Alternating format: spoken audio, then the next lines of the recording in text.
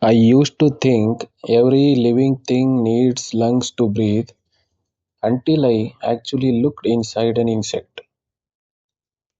When I studied cockroach body diagram for the first time, I was searching for lungs. I couldn't find any. That confused me. Then I noticed something strange.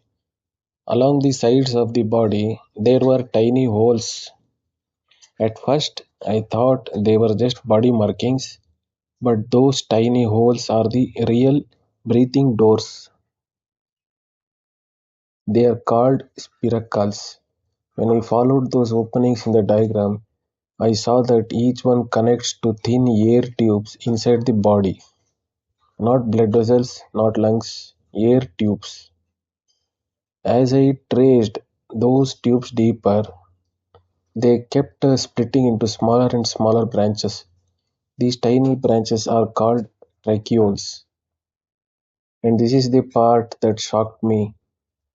They go directly to the insect cells.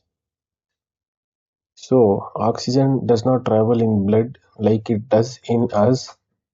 It moves straight from the air through these tiny tubes directly into the cells. No lungs in between.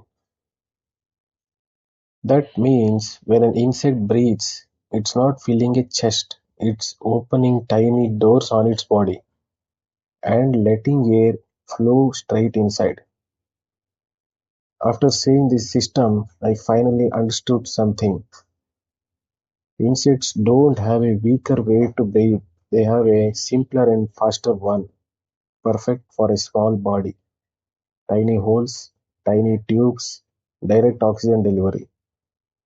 That's how insects breathe without lungs.